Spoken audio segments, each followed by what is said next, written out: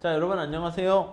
자, 여러분 단일 상경통합 대비 한 방에 끝내는 공기업 전공필기 경제학 제 챕터 2장 강의를 시작하도록 하겠습니다. 자, 우리가 지난 시간에 수요 공급 이론 중에서 수요에 대해서 살펴봤는데요. 이번 시간에는요. 공급에 대한 얘기를 같이 공부해 보도록 하겠습니다. 자, 교재는요. 19페이지가 되겠습니다.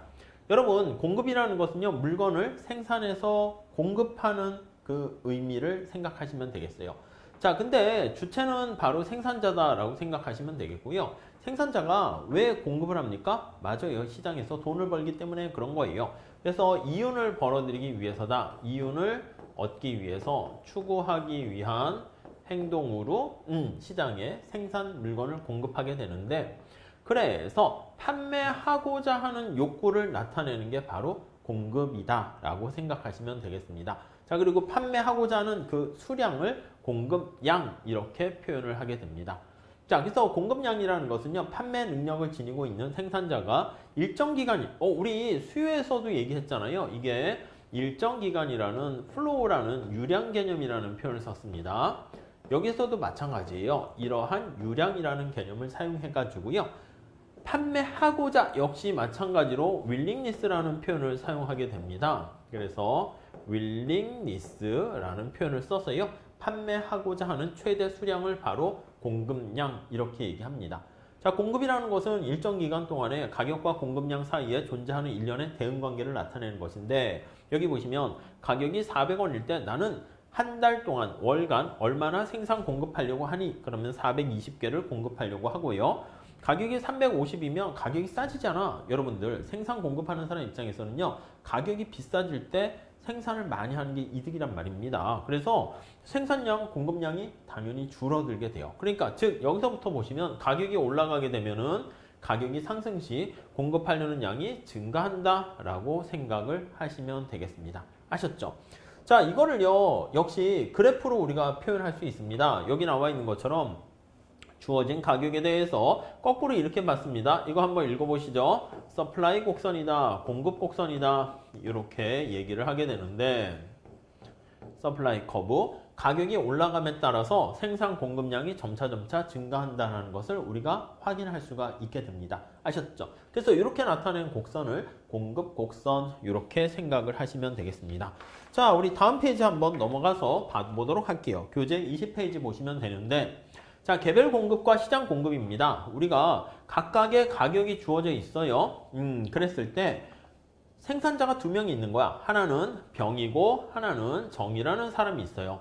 한 달이라는 기간 동안에 얼마나 생산 공급할 것인가 그걸 나타내는데요. 여기 나와 있는 것처럼 400원일 때는 병이 420개를 생산 공급하려고 하고요. 정이 520개를 생산 공급하려고 합니다. 자, 그럼 시장 전체 공급량은 어떻게 됩니까? 라고 하면요. 이것도 마찬가지예요.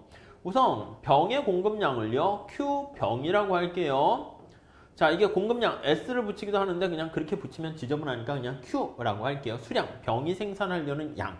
그리고 정이 생산하려는 양을 우리가 공급량 이렇게 돼 있어요.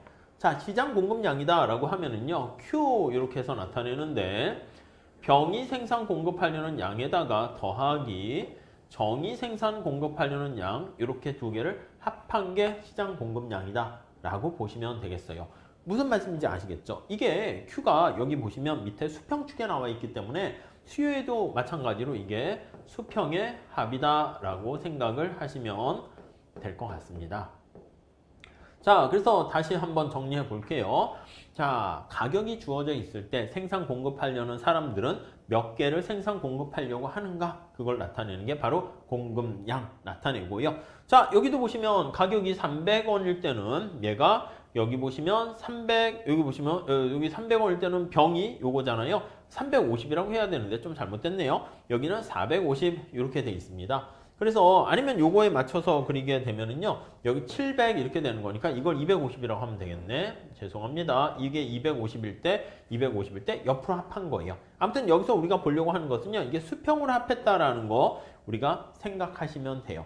여기 SM, M은 뭐냐면 그냥 시장 마켓을 우리가 그냥 약자로 하첨자 쓴 거다라고 생각하시면 되겠네요. 자, 뭐 이해하시겠죠?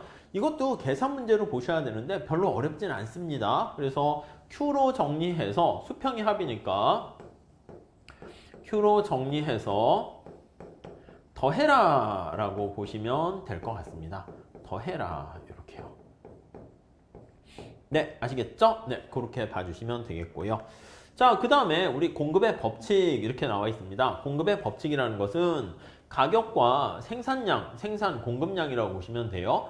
존재하는 양의 관계를 뜻합니다. 플러스 관계다라고 생각을 하시면 돼요. 그러니까 가격이 올라가면은 기업들이 생산량을 더 증가시킨다. 이렇게 보시면 될 것 같습니다. 자, 여기서 플러스 관계, 우상향하는 형태가 된다는 거 알 수가 있고요. 지금 살펴본 것처럼 사과를 생산한다고 하면 사과의 가격이 이렇게 주어져 있을 때 원래 기술 수준에 따라서 한 달에 생산할 수 있는 양이 이렇게 있고요. 요거와 관련된 공급 곡선이 우상향하게 그림을 그렸어요. 여기 한번 집중해서 보세요. 자, 그런데 새로운 신기술이 도입된 거야.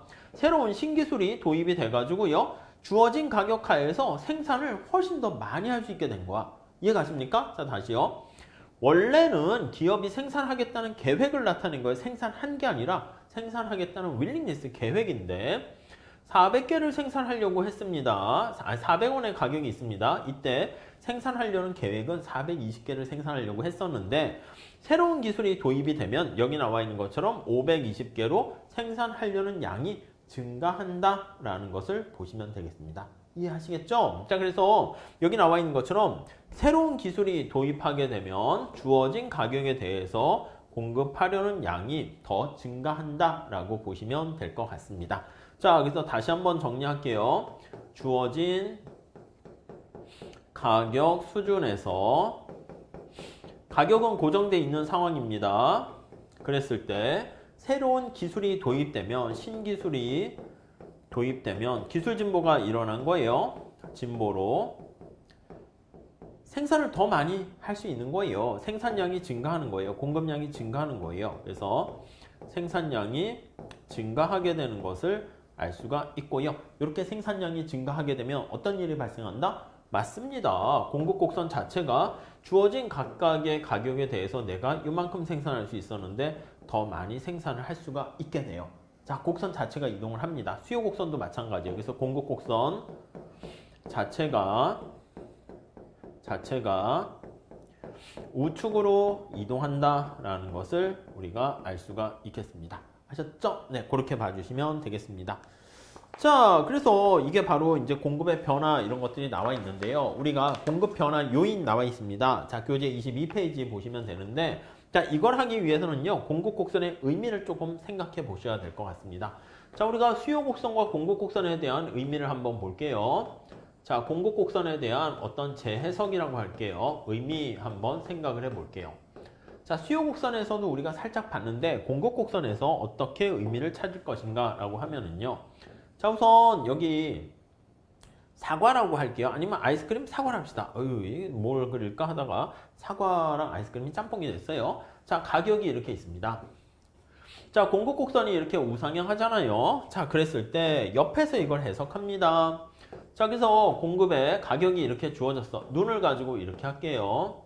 요거 1번 시각이라고 합시다. 자, 그러면 가격이 주어져 있는 상황에서 당신은 얼마나 생산 공급하려고 합니까? 이걸 나타내는 거야. 그래서 Q0만큼을 생산 공급하려고 하는 겁니다. 가격이 이렇게 올라갔어요. P1으로 올라갔어요. 그러면 생산 공급하려는 양이 이렇게 증가한다라고 생각을 하시면 되겠습니다. 자, 저는 이렇게 1번 시각이라고 할게요. 1번 시각에서 공급 곡선을 해석을 한다라고 하면은요. 주어져 있는 가격하에서 가격이 얼마일 때 생산 공급하는 사람들이 얼마나 생산하려고 하는가라는 것을 뜻해요. 생산 공급하려는 수량에 이걸 나타내는 게 바로 공급 곡선을 의미한다. 이렇게 보시면 돼요. 기술 진보가 일어나면 어떻게 됩니까? 더 많은 양을 공급하려고 하게 되겠죠. 자, 이거 말고요. 우리한테는 이게 많이 유용한데 2번 시각을 한번 생각해 볼게요. 밑에서 올려다 봅니다. 이렇게. 그럼 이렇게 올려다 봤을 때 의미를 한번 생각을 해 볼게요. 자, 2번 시각 한번 보시면 2번 시각. 자, 이거는요, 이제 수량이 얼마 주어져 있을 때 높이가 바로 무엇을 의미합니까? 라고 하면요, 이 높이는요, 우리가 비용 곡선이라고 공급 곡선은 생각하시면 돼요. 비용이 이만큼 든 거야. 그러면 다시 한번 생각해 볼게요. 사과를 하나 만드는데 Q0를 만드는데 그때 비용이 이만큼 들었기 때문에 생산 공급하려는 사람 입장에서는 어떻게 됩니까? 맞아요. 손해를 보지 않기 위해서 최소한 먼저 요거부터 써볼까요?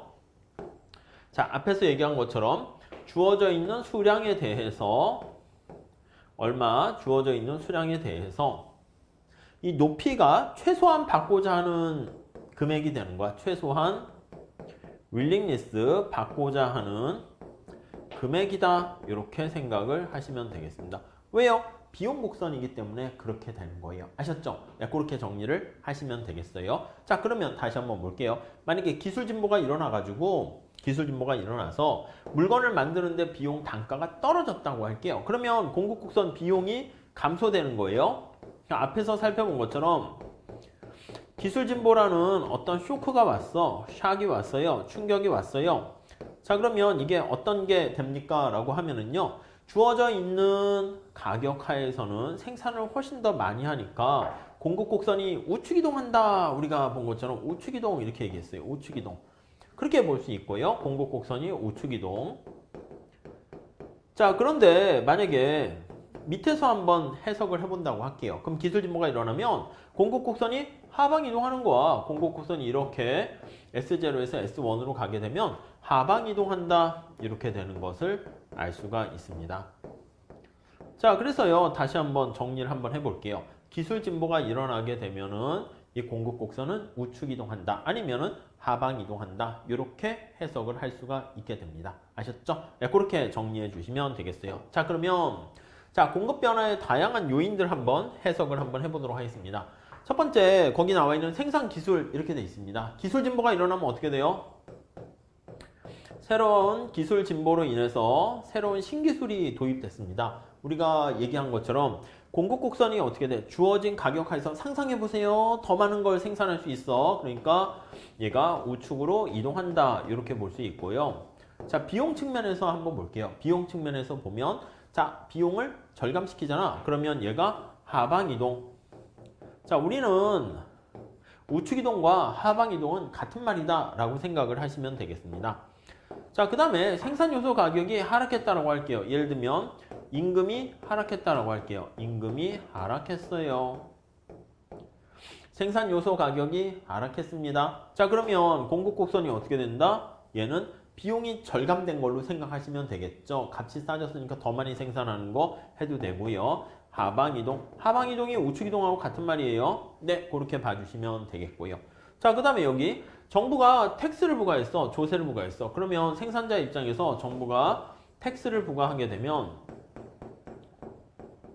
부과 시 비용이 증가하는 거 이해되십니까? 그러면 코스트가 그만큼 증가하게 돼요. 그러면 생산과 관련된 비용이 증가하게 되니까 기업 입장에서 어떻게 돼요? 그렇죠. 공급 곡선이 상방 이동이다. 이렇게 보시면 될 것 같습니다. 네, 이해하시겠죠? 그렇게 정리하시고요.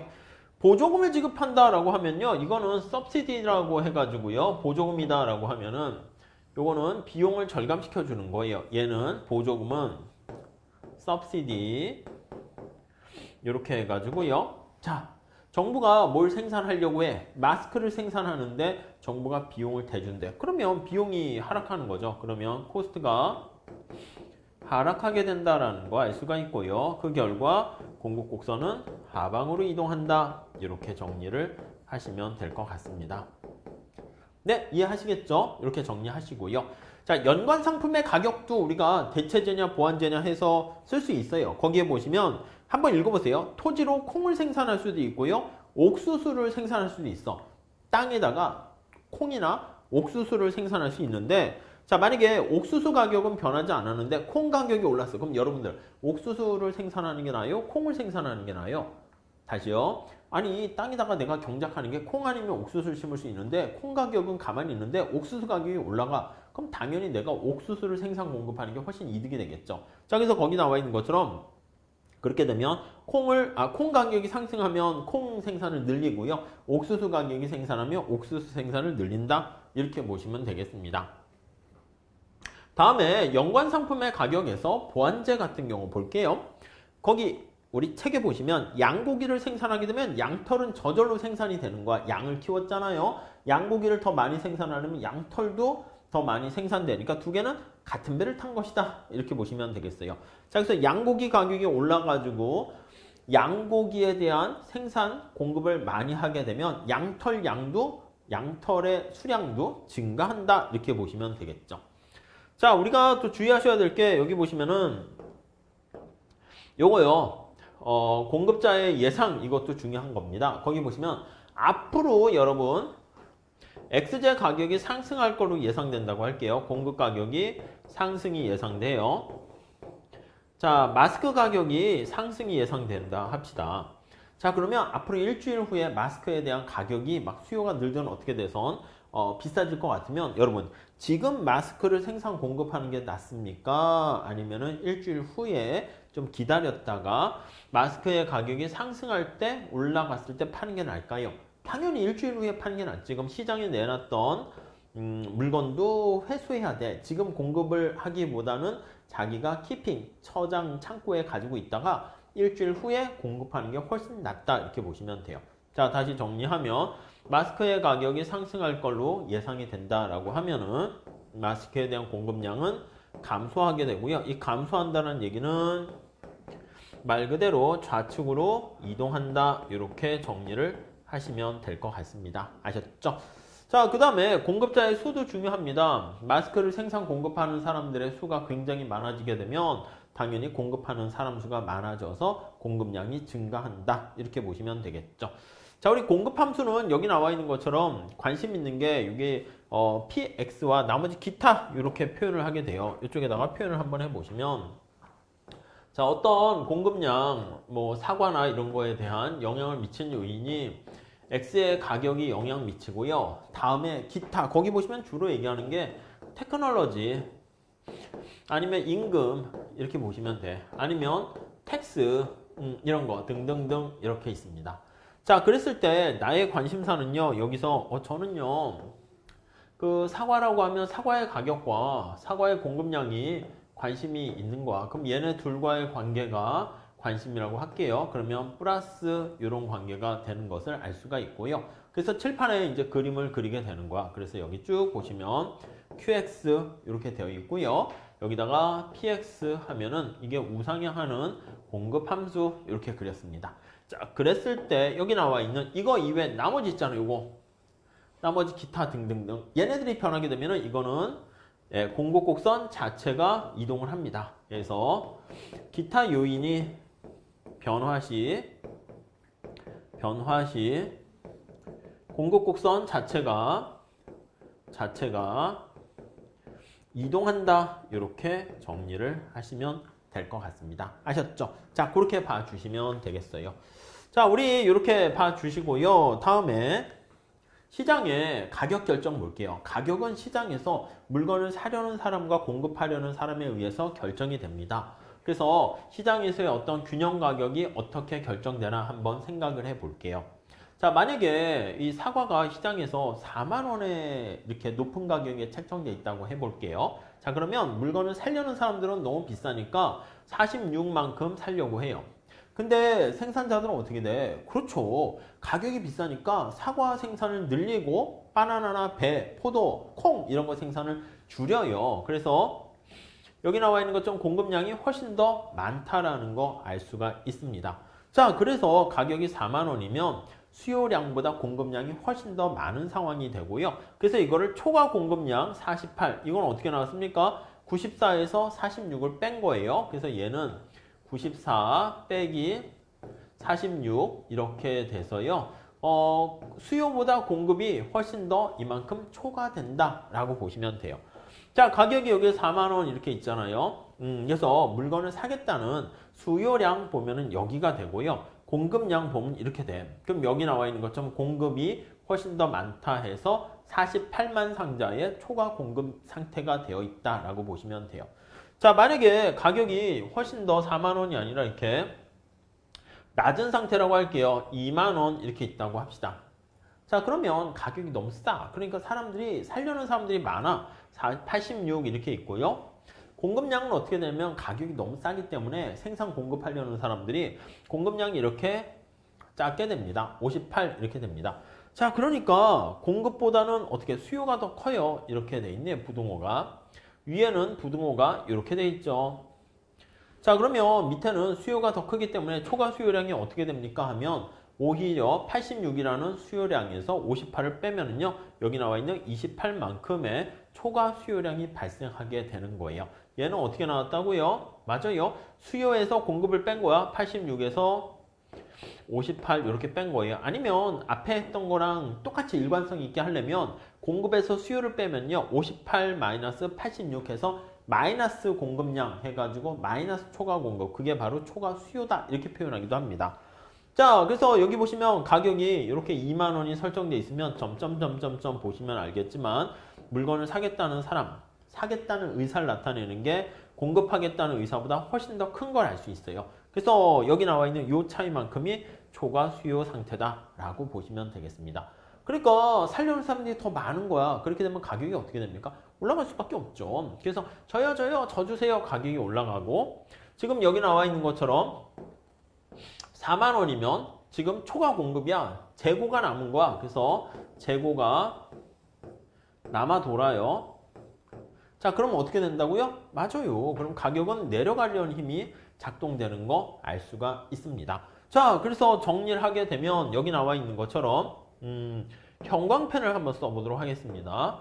여기 나와 있는 것처럼 여기 가격이 이렇게 25,000원이 되었을 때가 여기 나와 있는 것처럼 수요와 공급이 딱 맞아 떨어진 것을 알 수가 있게 되는 것이고요. 그러면 초과 공급도 빵이고 초과 수요도 빵이고 여기 나와 있는 25,000원이 되었을 때 수요와 공급이 같아지는 상태가 되는 것을 알 수가 있게 됩니다. 이해 가시죠? 자, 이때가 바로 균형이 된다라고 보시면 돼요. 그래서 여기 나와 있는 것처럼 가격이 이렇게 높을 때는 가격이 하락하려는 힘으로 작동을 하게 되고요. 가격이 너무 낮으면 초과 수요가 발생하면 가격이 상승하려는 힘으로 작동하게 돼요. 자, 그래서 만약에 25,000원이 되면 그게 바로 균형 가격이 돼서 그 상태에서 머무르게 된다라고 보시면 돼요. 자, 그래서 우리가 균형에 대한 얘기를 살짝 간단하게 하나 말씀을 드리게 되면, 자, 균형이라 하면요, 균형이다라고 하면은 어떤 상태에 도달했을 때 거기 개념에 나와 있는 것처럼 이퀄리브리엄이라는 표현을 써요. 이퀄리브리엄 이렇게 얘기하는데, 자, 요거는요, 일단 어떤 상태에 도달했을 때 그 상태에서 변화할 만한 요인이 없는 상태예요. 변화할 만한 요인이 없는 상태, 이걸 바로 우리는 균형이다 이렇게 보시면 되겠습니다. 아셨죠? 자, 우리 균형의 개념을 보기 위해서 이렇게 산의 언덕의 모양이 있다라고 생각해 볼게요. 자, 그러면 공이 여기 이렇게 있어요. A라는 공이라 하고요. 여기도 B라는 공이라 할게요. 그리고 여기요, C라는 공이 이렇게 있다라고 합시다. 자, 그러면 우리가 가만히 살펴보면, 자, A공은 우리가 여기로 가려는 힘하고 여기로 가려는 힘이 딱 맞아 떨어지니까 그 상태에 그냥 머무르지 않겠습니까? 그래서 변화할 요인이 없어요. 그래서 멈춰 있는 그 상태가 균형이고요. B는요, 요리에 가려는 힘하고요, 요리에 가려는 힘이 딱 멈춰서 움직이지 않습니다. 그래서 A와 B는 그 상태에 머물러 있기 때문에 균형이다 이렇게 보시면 되겠고, C는 어떻게 돼? C는 밑으로 내려가려는 힘이 강력하게 작동되죠. 그래서 C와 같은 경우에는 균형이 아니다 이렇게 보시면 되겠어요. 무슨 말씀인지 아시겠죠? 네, 그 정도 한번 정리해서 체크해 보시면 되겠습니다. 자, 그래서 우리가 시장의 균형이 어떻게 변화하는가 그거에 대한 얘기를 조금 더 한번 해보도록 하겠습니다. 자, 만약에 여기 나와 있는 것처럼 수요가 증가했어요. 수요가 증가했다. 자, 공급은 가만히 있는데 수요가 증가하면 원래 E0라는 균형점에서요, E1이라는 균형점으로 바뀌게 돼요. 그러면 어떻게 됩니까? 맞아요. 여기 나와 있는 것처럼 가격은 올라가고 거래량은 증가한다라는 것을 알 수가 있어요. 만약에 가격이 순서를 맞추도록 할게요. 얘가 먼저 1번 해가지고 수요 곡선이 우측으로 이동했어요. 자, 그랬을 때 여기 보시면 가격이 그대로 가만히 있는 상태라고 해볼게요. 가만히 있는 상태다라고 하면은 요 가격 하에서 여기 쭉 보세요. 옆에서 이렇게 보세요. 이렇게. 그러면 이 P0 가격 하에서는요. 여기 보시면 이게 우측으로 이동했잖아. 우리 앞에서 살펴본 것처럼 여기요. 초과 수요량이라고 여기 써놨잖아. 그러니까 여기 나와 있는 이만큼의 초과 수요가 발생한다고요. 무슨 말씀인지 아시겠죠? 그럼 가격은 어떻게 됩니까? 올라가.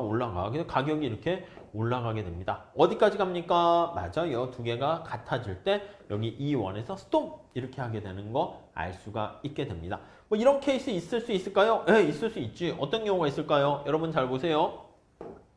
자, 펜으로 바꿔봅시다. 펜으로 바꿔서 한번 보시죠.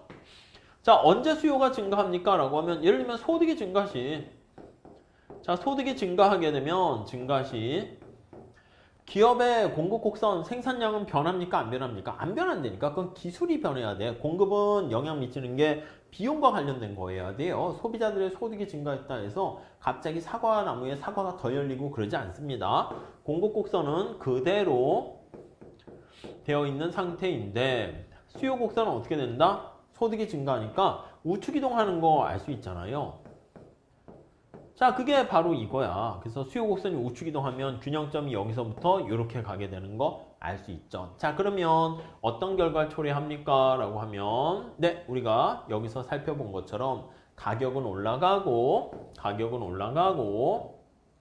그 다음에 수량도 거래량도 증가한다. 이렇게 정리를 하시면 되겠습니다. 아셨죠? 자, 하나만 더 해볼게요. 자, 그러면 요거 한번 볼게요.